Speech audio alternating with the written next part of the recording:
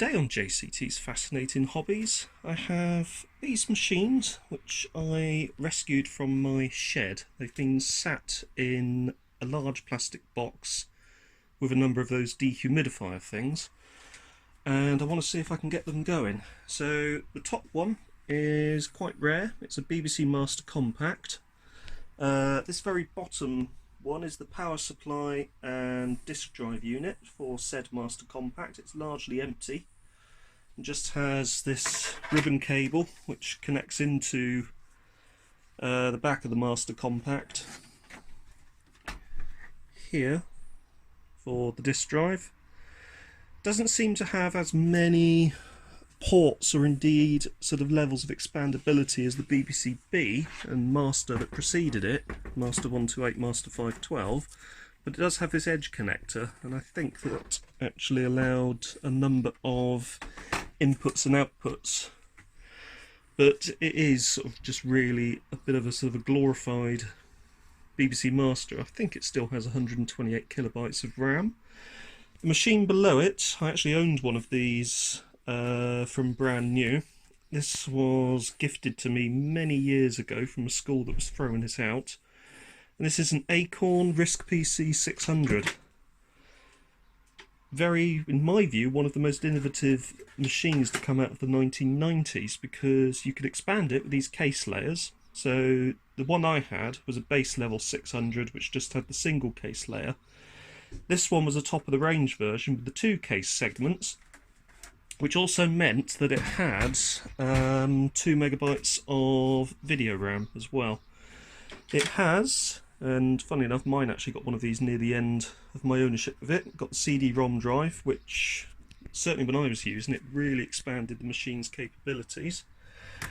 And its big party trick, which I don't know if this one is fitted with one, but we'll have a look. One of its biggest party tricks, and unfortunately we don't have one in this, but I do have a spare one somewhere, was this second slot here. So this riser card is the ARM 610 CPU, and the riser card next to it, or what would be a riser card next to it, was actually for a coprocessor or a second CPU.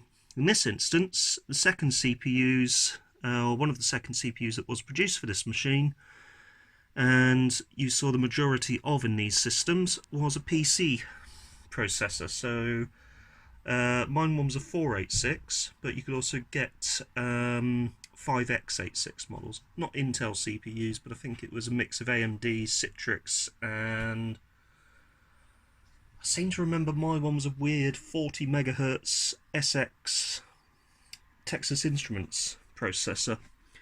You had two 72-pin SIM sockets which used non-ECC or EDO RAM.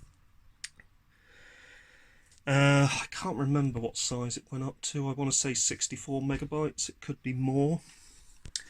That was the video RAM slot, and one of the big things which Intel sort of based hardware really only sort of got round to more recently was having a, well, more recently as in past sort of 20 or 30 years, no actually I can't remember, but one of the big things with sort of machines like this was you had a separate processor for the graphics. You also had a separate processor for input and output. So this is the, I think that was the IOMD chip. Yep, that's the IOMD. That's the input output. And this one is, I've got a feeling that's the VIDC, so the video controller. And that was one of the things that sort of made these machines quite special back in, certainly back in the mid-90s and also sort of late 80s through into the mid-90s, was the separate processors to cover various different functions of the machine. At the back, something else that made them quite special is these two ROMs. This one is running RiscOS 3.5, which is the first initial version of RiscOS released for these systems.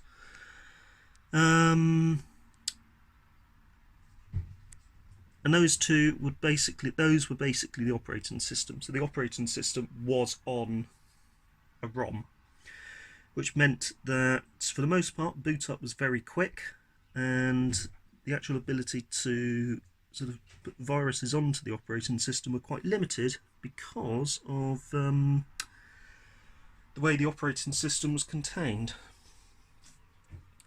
So I would be interested to see if this can actually be rejuvenated. This is obviously the power supply. I do know that there are some problems in there caused by, I think, certain reefer capacitors. You could add, I think, additional power supplies if you needed to. This is the back plane. These would take expansion cards known as modules. They would go into the back here and along there and plug into the back there. I've actually got one somewhere which is a Cat5 LAN module. That there, that disc-shaped thing, is the CMOS battery, and that's going to be one of the first things that I remove because, as you can see, it is corroding. So I'm going to see if I can remove that. I may have to take the motherboard out to get that, so I'll have to strip the machine down to get to it, but we will do that shortly. Anyway, let's go and get some bits and pieces ready for cleaning this up. Right, so let's get started. First thing that we need to do is to remove the case layers. One of the big things about these machines was they didn't actually have, for the most part, any screws holding the cases together. So the cases were held together with these pins here, which I'm just removing. So you have two at the front which unlock and sort of waggle out of the way. The back ones, just move this forward a bit. The rear ones do the same thing as well, so they do pull up and out like so. Takes a little bit of persuasion, but out they come. Front ones, similar story. So the front ones should, for the best part, once they've so that's locked, that's unlocked, those should come out as well. That's one. And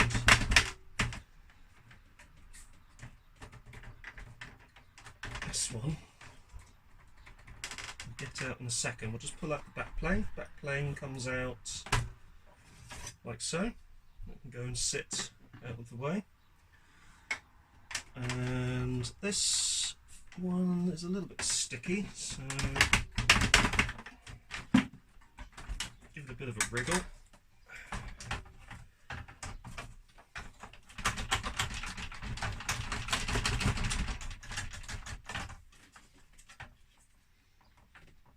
I've always had problems with these.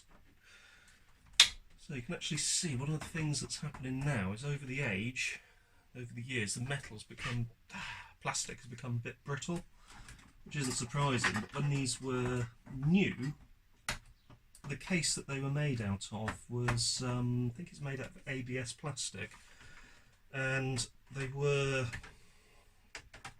sort of praised for their longevity, or rather their sort of sturdiness at the time. But nowadays, as things get older, the plastics do begin to degrade and go a bit brittle. But then again, that's 25 years since this machine came out into the market, and that's an impressive length of time, to be honest with you. And on the whole, it's, well, in my view, it was a really impressive machine. I loved mine, absolutely loved my RiscPC. It taught me an awful lot about computing.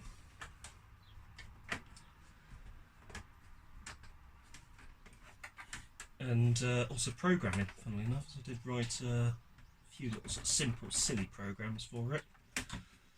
Right, that's not coming out through standard means, so let's find a pair of needle nose pliers and see if I can tease it out with a little bit of leverage. So, onto there, and here. Oh, that doesn't go. Let's try down here. There you go. A little bit of persuasion, But this has probably never been apart, well, apart from putting that drive in, which may have actually come from the supplying company. And that's one case layer off. We can put that to one side. Now you've got this case layer. This case layer, best thing to do is to remove the main CPU card to get that out of the way. There's the CPU card. That is an ARM 610, clocked at, I think, 25 megahertz, if I remember rightly. Similar CPU was used in the 3DO games console. CPU was also used in the Apple Newton, or the original Apple Newton rather. So now we've got the CD-ROM drive. That's got this little connector for audio, which pretty much it's the same as any sort of PC drive. You've got these Molex connectors as well, which are sort of very industry standard. So that should come out. The CD drive is actually screwed into the base of this. So if I actually lift it up, you can see the underside, including the hard disk. So we've got these IDE connectors, which plug into the back of CD-ROM drive. We've also got this standard floppy connector, which is in the back of the floppy drive, and a floppy power connector, which we will just gently pull out. And then we have the floppy connector, which comes out like so. We have a cat, please don't stand on it, getting into shots. Thankfully it didn't stand on anything. And we have this connector. Oh, that's actually pulling out the pin from it as well. That was a bit silly. Let's just try and gently prise it out, rather than trying to manhandle the blooming thing.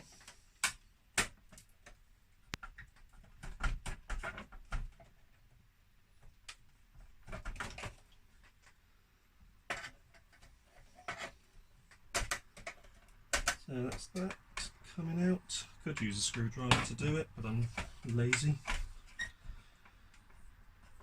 Eventually that will come out. There's definite distance being gained. Again, this has probably not been out for years. There we go, and thankfully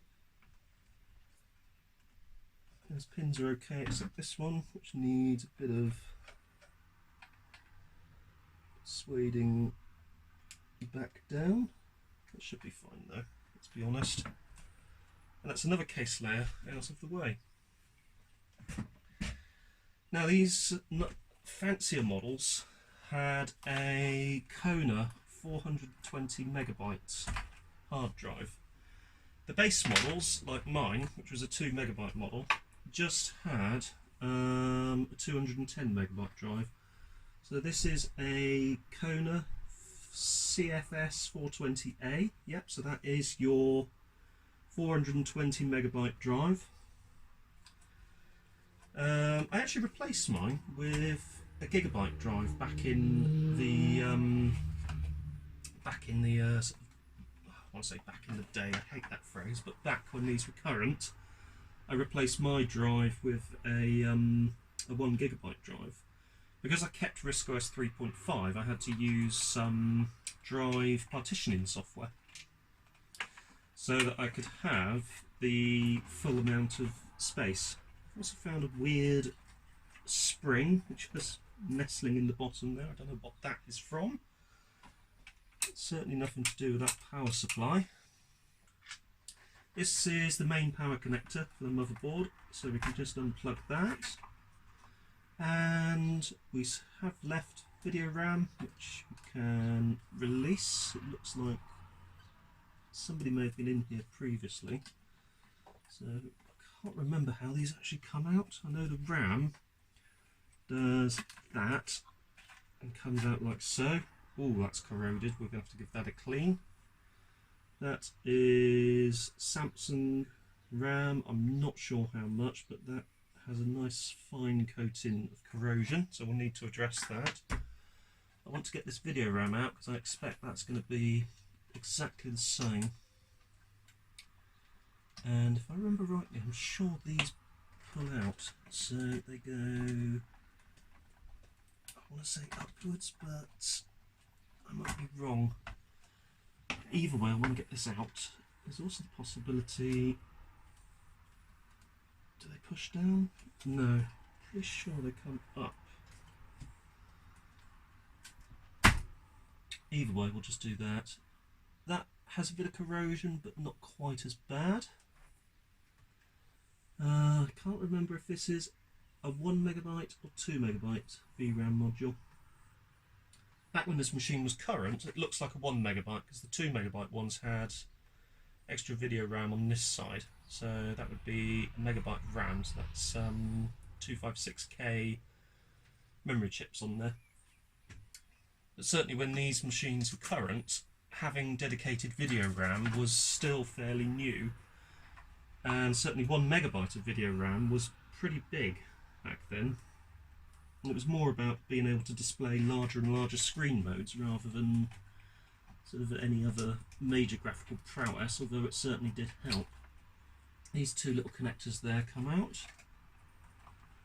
And this connector here, which goes to the sound circuitry. These earlier machines had an 8-bit sound card. You could get a 16-bit sound card, which you could install, but the earlier ones just had those 8-bit cards, which were fine. It's just the sound reproduction was more sort of akin to an AM radio, whereas the 16-bit cards gave you a sound reproduction akin more to an FM radio signal. But it worked, and it worked well enough. It was, if I remember, it was sort of, I remember reading somewhere that it was they wanted from the outset to have 16-bit sound, but due to the constraints at the time, to do with getting the machine to market, they had to settle with initial 8-bit sound, which was very similar to the sound circuitry that was used on the previous machines, like the Acorn A5000. So that meant that the machines were shipped with 8-bit sound circuitry, and there are, I think it was this connector, possibly, there, possibly that connector as well. You'd have a little daughter board that would sit on top, and that would give you your 16-bit sound circuitry, which transformed the machine. The A7000 and the RiscPC600 came with 16-bit circuitry as standard. They also came, if I remember rightly, with RiscOS 3.6, which, among other things, reduced the 512 megabyte drive partition limit to several gig, which meant you didn't have to use drive partitioning software, and a few other sort of useful features which were sort of invaluable at the time. Now, there was one screw holding that board in, and I'm just trying to remember if there were any others. There's none on the underside. Power supply is my next area of concern, but I'm not going to worry about it just yet. Because my main thing is I want to get this motherboard cleaned up. It's my main desire. So let's try and prise the board out using a flat blade. Very gently prise it out corner at a time. So we'll start here. There we go, that's there. Then here. There. Over here. Little one here. There we are.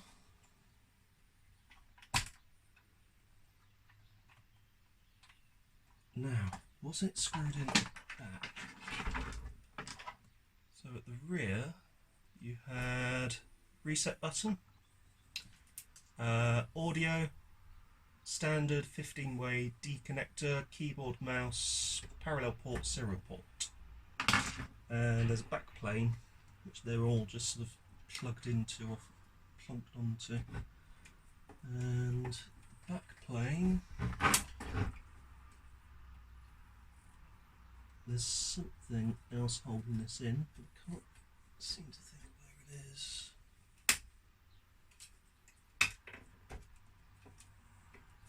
So that's beginning to come away.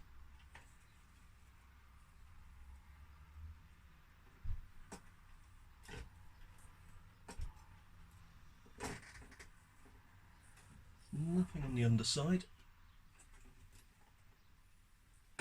Ah yes, it's held in by the power supply. You can see it there. So I need to move the power supply in order to get this out. So the power supply is held in. There's a single crosshead screw right at the front. So let's undo that. I'm not sure if there's one at the rear, but we'll do the one at the front first. So that undoes like so. Oh, that's interesting. There's a single speaker here.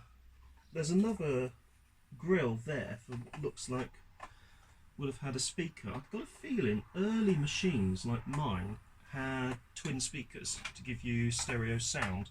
Seems that this is possibly a later 600, and to cut costs they didn't include that single speaker, which isn't a huge limitation, as a lot of people listen to theirs through headphones or external speakers.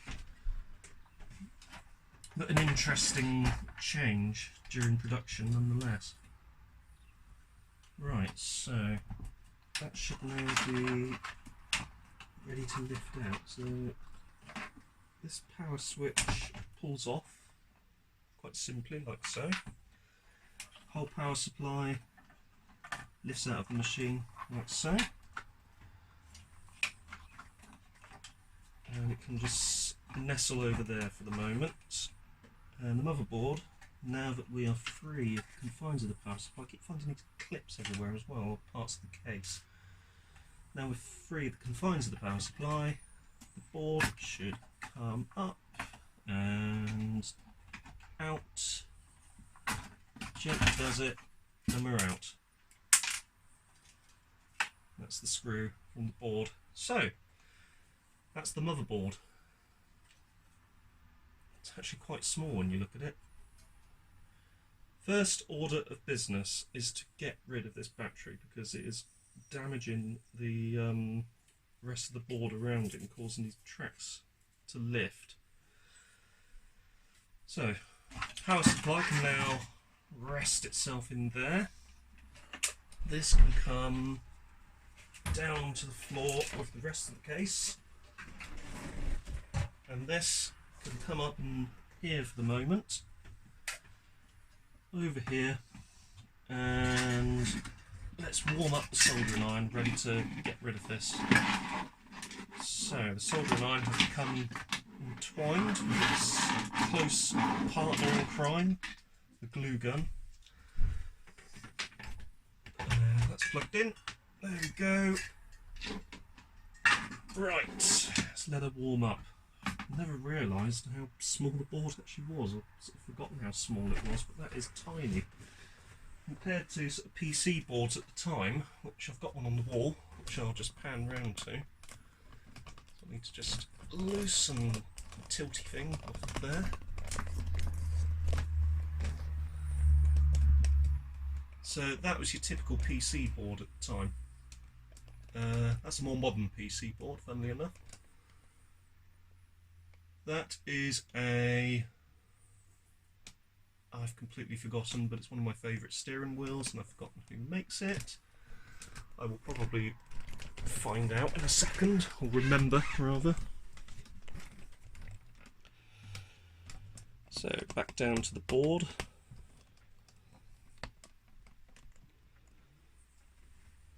And let's see what we can do with this. So we need, I ideally I should be using white vinegar. I don't have any white vinegar, so I'm going to try some isopropyl alcohol and also some switch cleaner lubricant as well to see if that will help. Now, where is my solder sucker?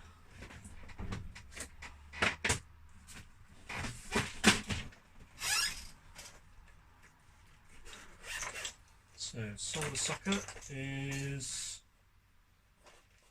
located. Well, certainly one of my solder suckers is located.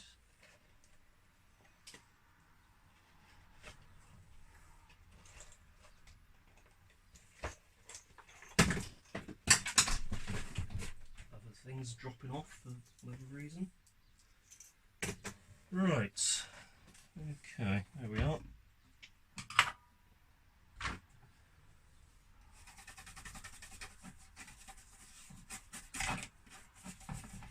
Just responded to something as simple as just rub down with a toothbrush. That's good.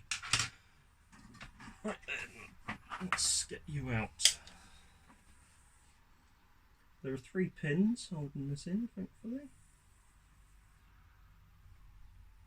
That's one, sort of one.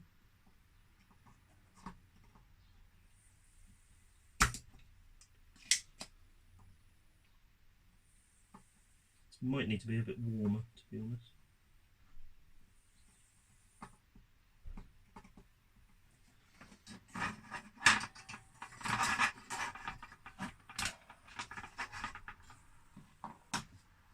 Right, let's let that warm up for a second.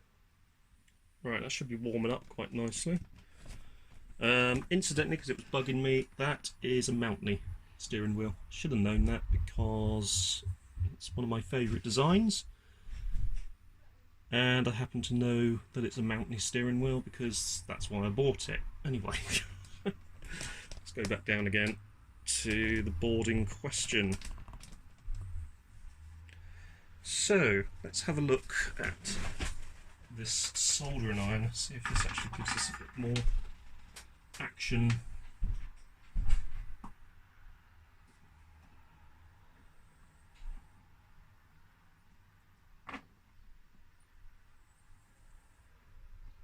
I'm wondering if this is actually getting a bit... if the soldering iron's actually getting a bit dirty, so it's not working properly. Oh, there we go, that's bubbling away. So, bang. There we are. I might have actually sucked all the solder away, in fairness.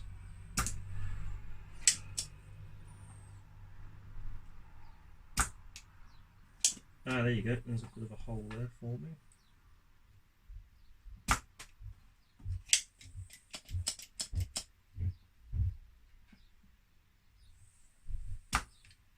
There we go, another hole forming.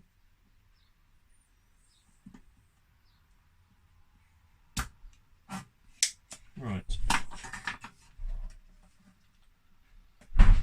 Yuck. I do really dislike these sort of batteries because they're fine when the machine is relatively new. As they get older, this happens. And again, probably wasn't the manufacturer's intention that this machine would still be around these many years later.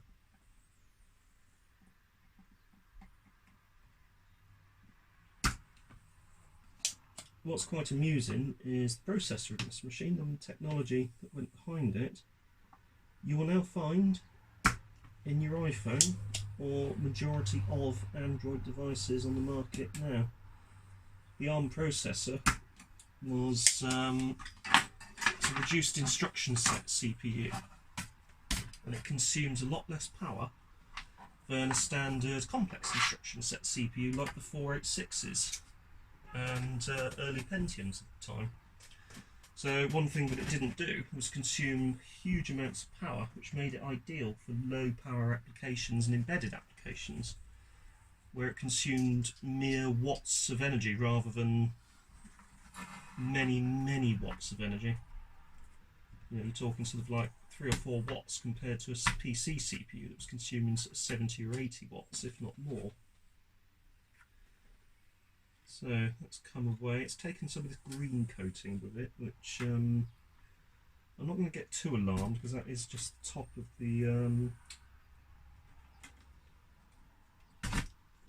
the actual circuit board itself. So let's scrape that away.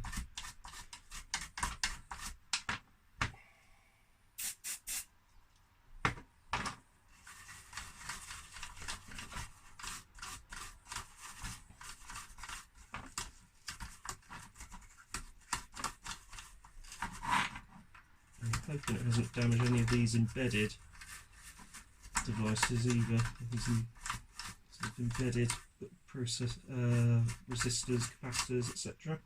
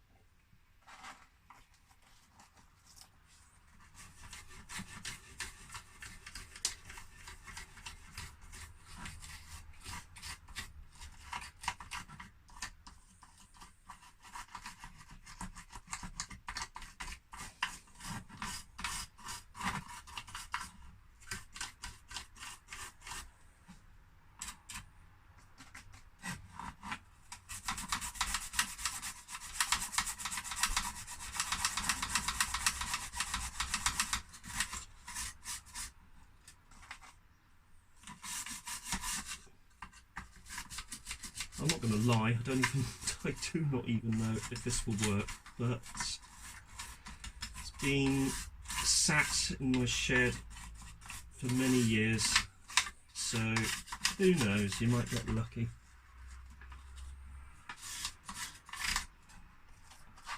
Thankfully, these machines actually use standard PS2 keyboard and mouse. Earlier machines, like the A5000 and the other A series machines, used what was called a quadrature. I can't pronounce it. Quadratura. I can't even pronounce it. Quadratura mouse, which had sort of, it's a weird mouse. It had 3 buttons because all the 3 on an Acorn machine, all the 3 buttons are actually used, and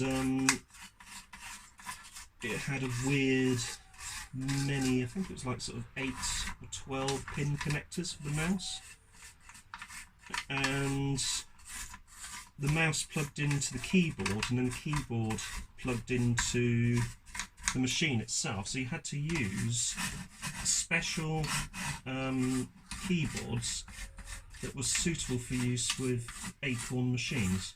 Otherwise, you know, it wouldn't work.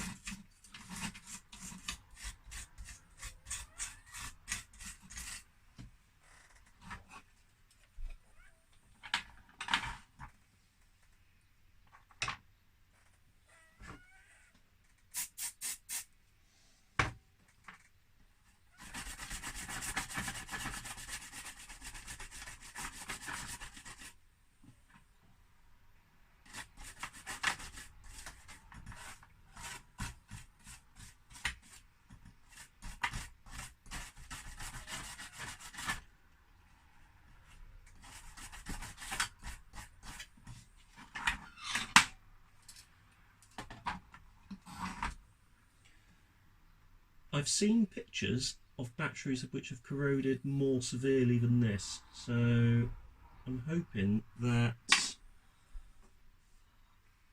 I get away with this. Fingers crossed. It's never going to be perfect.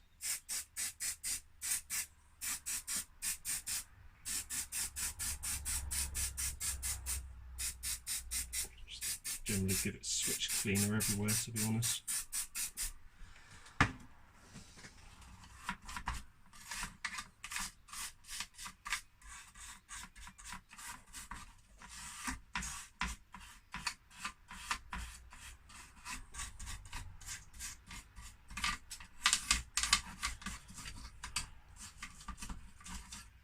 I would hope that because this machine has been unplugged for so many years, the battery actually discharged and therefore didn't really have enough energy to do any sort of significant or severe damage. That's my hope anyway, and I'm going to continue hoping for that, let's say. Right, let's have a look at the individual components. So move the motherboard out of the way to dry. I'll leave that nestling over there. I'll give it a wash down in a bit with some alcohol. So this is our RAM. One really annoying thing was Acorn never seemed to plump for gold-plated connectors. So you always had these sort of slightly dodgy metal connectors which could break contact and cause problems. You used to see it on A3000 series machines. You would suddenly sort of be using a machine and then have weird, random, nonsensical memory errors. It was usually because the RAM had become corroded. I'm going to see if a gentle rubbing down will help in this instance.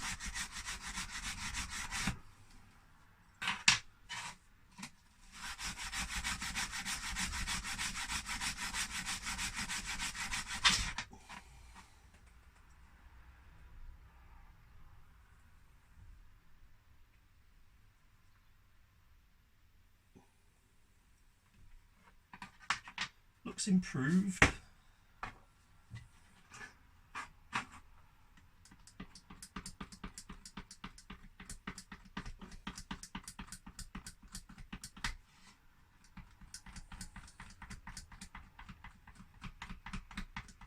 There was a time when these were new, when I would never dream of being quite so forceful with them, with sort of terms of cleaning, but now that they're you know, 25 plus years old, I don't feel quite guilty about doing this, given that you can pick up these RAM sticks relatively cheaply on eBay. I mean, when these were new, these RAM sticks were sort of well into the hundreds of pounds, if not more, but now they're not.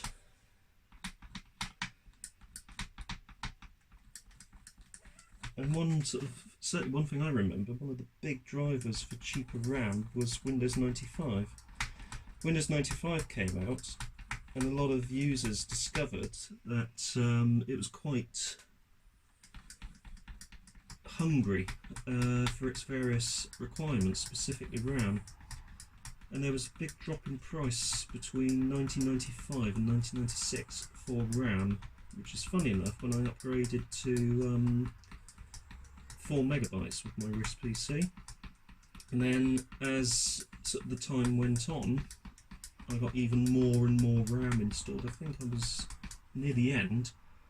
I had a machine that was running around sort of 20, a weird figure, it was like 24 megabytes of RAM, and I had 8 meg of that assigned to RiscOS. And when I was running the PC card, I had 16 meg of it assigned to the PC side of things. And on the PC side of things, I was running Windows 95, if I remember rightly, which ran really well. It did everything that I wanted it to do, and did run very nicely indeed.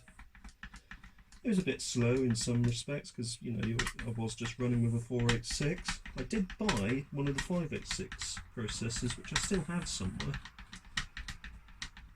So I'm not sure where that has gone. It might be in a loft or in storage somewhere, but I do remember buying it.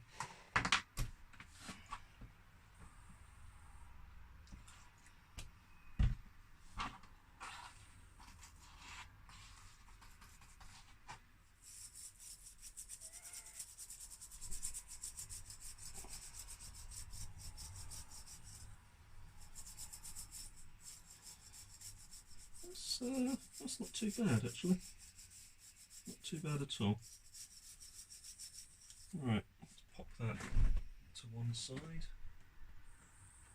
Dry off, and let's do the video RAM, which I don't think is quite as bad.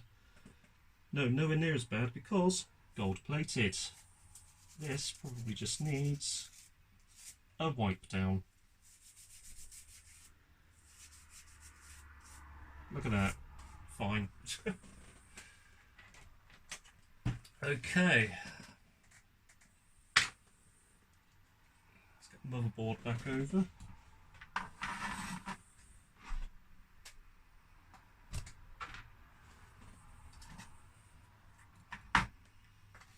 And let's use some of this, just give it a gentle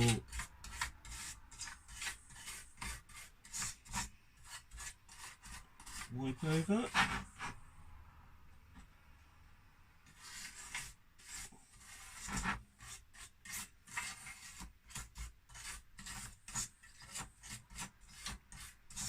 Okay, there we are. Right, let's clean up the work surface and get the machine back together. Right, so back with the case, or the case base, and let's just go through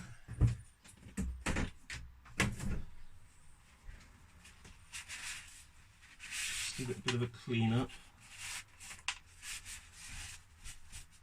Given that I'm in here, I'm going to give it a bit of a clean. So it's just a bit of isopropyl I've covered it with, which will evaporate quickly enough. More little bits of case. There we are.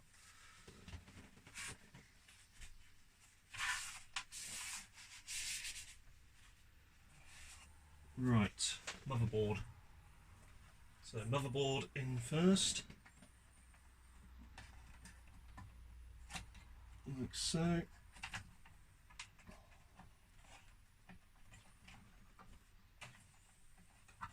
And that should click into the points right at the base, or should I go in back and then front and down? No, that doesn't work. You have to go in front and down to the back.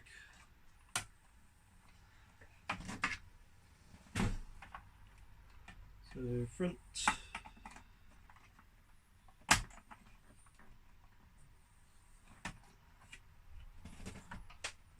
there, and here.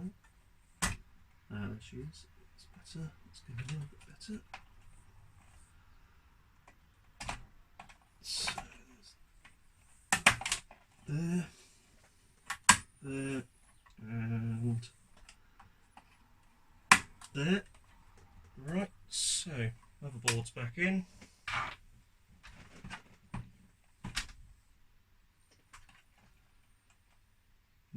Small connectors.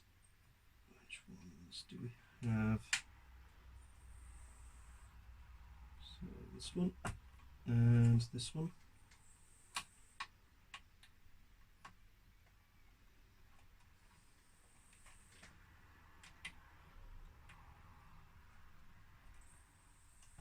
Okay. Yep. Power supply in. Move various things out of the way.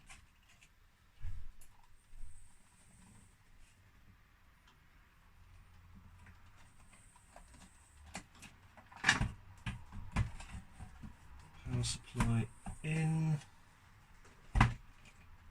Now wondering if I've got. So this was. This drive activity.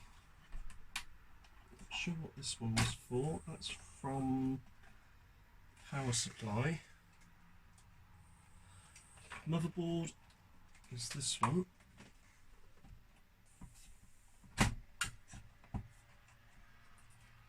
Power supply there. That was the LEDs, front LEDs.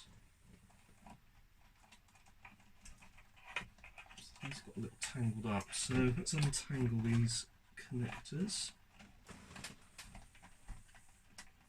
Okay, so they're untangled. Keep that to one side for the moment.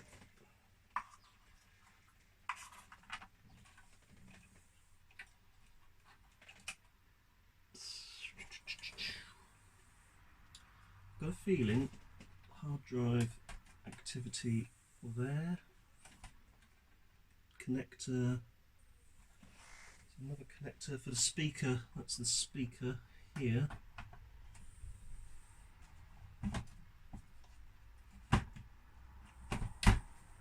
Okay, that's in there.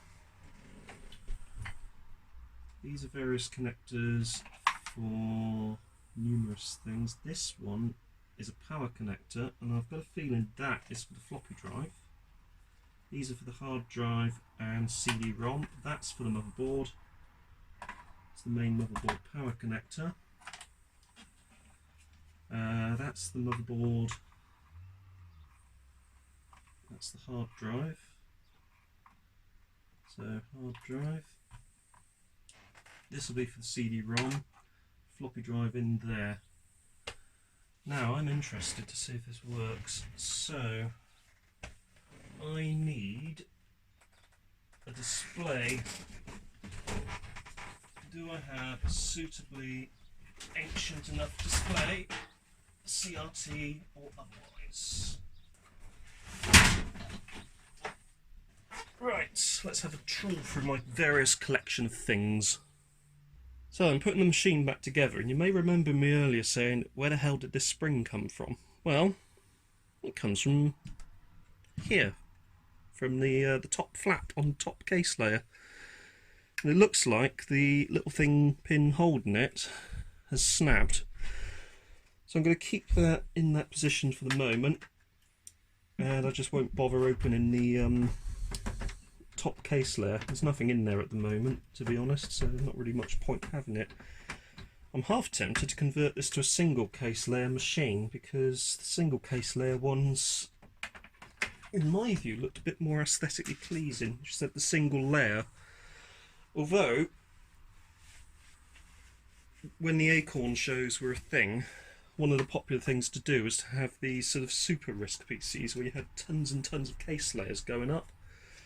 And one of them even had a kitchen sink in the top, or a little sink, not a kitchen sink, but the whole thing was it has everything including the kitchen sink.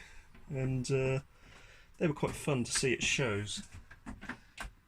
So I haven't put any of the locating tags back in this yet, but I have found a suitably old monitor. I've got a PS2 keyboard which I'm going to plug in. I don't think I've got a PS2 mouse handy, but I just want to see if this powers up. That's my main thing, and actually see if it posts. There's no CMOS battery, so we're not going to be able to save any of the relevant CMOS settings. Keyboard was, yep, this one. So keyboard is in. Power currently off. Let's plug in power cable. Now, if it produces loads of smoke, I will be quite happy, because that will just mean that there is a capacitor in the PSU that's expired. If it doesn't post, or doesn't really do anything, then it may be the motherboard that's expired, and that is going to be harder to get around than just an expired PSU. You can still get the power supplies, or certainly you can get the power supplies in a refurbished form, which is quite useful actually. Because there is a burgeoning sort of cottage industry for these things.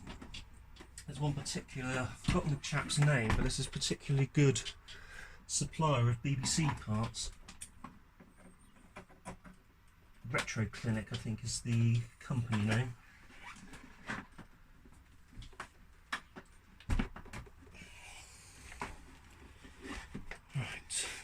power display. Let's angle more towards the display now. There we go. It's one of those super glossy displays that were quite popular in the early noughties. I have a suitable power supply for it. It's a 12-volt supply. So plug that one in. Hopefully we get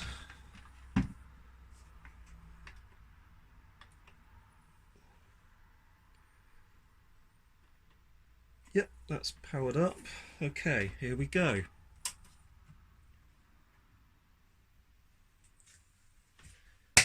Whoa! Something's just popped.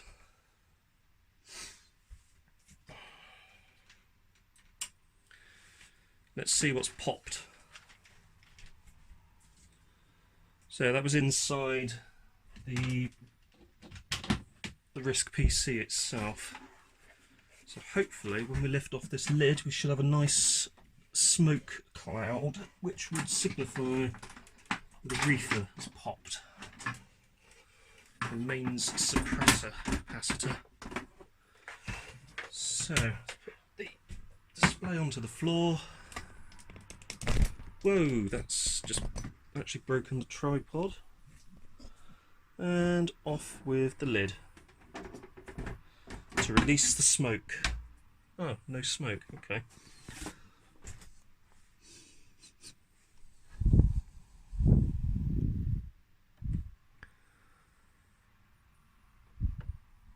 Something must have gone in the power supply, surely.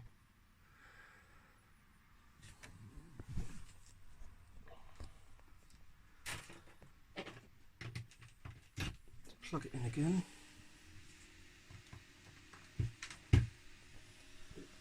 Just rest that there a second.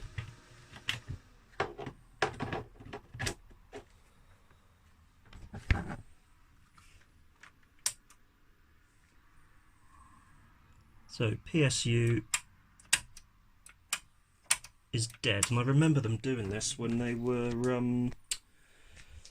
current.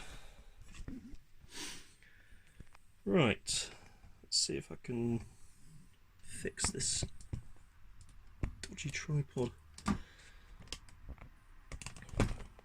So what we're going to do in the next episode is get the power supply out, have a look at the power supply and see if there's anything obvious in there that's blown. But for the moment, thank you very much for watching, and I will see you in the next one.